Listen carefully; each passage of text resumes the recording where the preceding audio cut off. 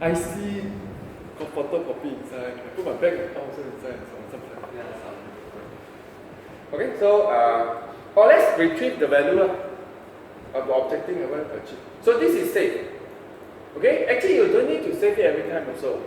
Imagine if we are checking it now, because you see this is to save, right? Where can you check it before it up? Because you check it so that actually the one in the preferences and the one I retrieve now, is it the same or not? Correct? Get my idea. But if it's the same, directly return. No need to do the rest of it. If the file not created yet. Oh, that's why I need to show you the retrieve. Okay, this is how to retrieve this. The first manager. Get it. You're so smart. Right, I really think of that. Because a lot of people never think of that. So now this one we have to get some string outside. Okay, so the key is last updated. There is the second parameter. If you don't have, right, is remember just now when we have start the first time, right? Technically the folder is not created. Of course the file is not created. So what happens if you ask for the value? Fail right? But never mind, they all have default. They all have a fallback. So in this case, just put it empty lah. Because empty when checked is also not equal lah. So now save the value. So, oh yeah, this one is store lah. I don't know what to call lah, whatever. Okay, this one is the store. This one is the one get from the site. Okay, so now you just check lah.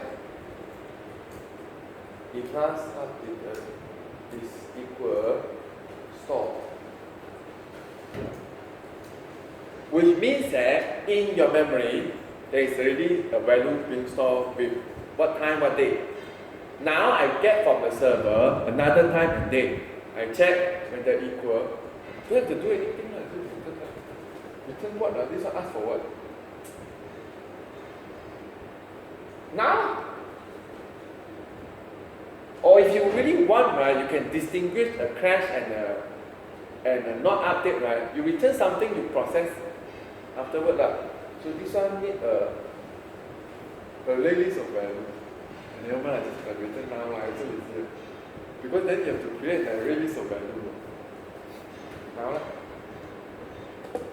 So if they are equal, is returned. Now it directly jump to here. If equal to now, okay. But technically it's either fail or not updated.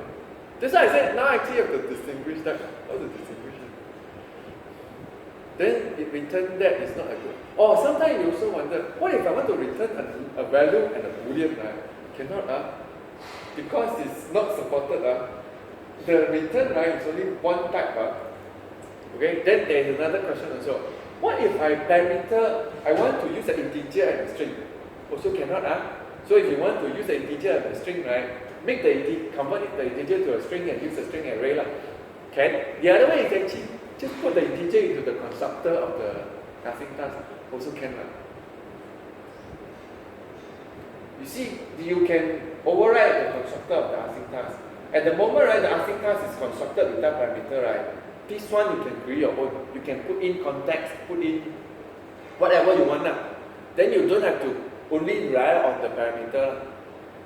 Which also means that actually you can put everything in the constructor and never use the parameter also lah. Same thing also lah. But return a bit problem lah. You see some server, right? Let's say I post a form and then return some integers, some strings, some other thing, right? I want to return those one by one, right? I just convert everything to string and then process it later. Because then at least it's a string array, which you can return. But it depends on your structure also. Okay? So at the moment we don't care, I just put something like not updated, not up. Which is the correct one. Either fail or save also, no need to update. Okay? So probably we can test this already. We already have the value. This one, right? So we should see not updated. I said maybe my friend go and fetch the new data recently, which I don't think so. I think we should see what agreement. I cannot. First time I forget also. How can you do this? No data also. First one cannot. Refresh then only we do. This app not yet persists yet. We never retrieve from programmers yet. Technically it's correct lah. You go and see actually the time is correct. But you have to remember on create and do one. We still have to do for the. So now actually a bit annoying now. So how do you distinguish the first time and the second time?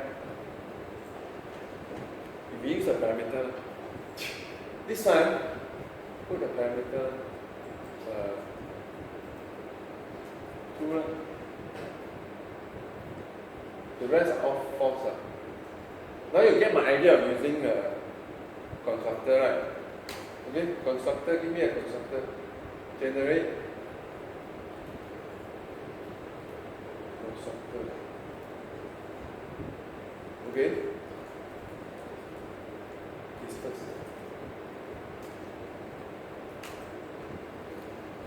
So this is my constructor, which actually has a boolean of this first. Okay, so this first goes to this first. So actually just save it to the top level. So where do you want to do this first?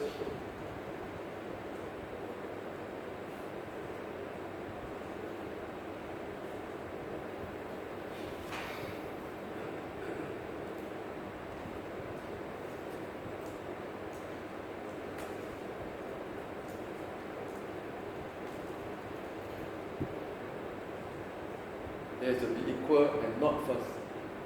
Not first means that.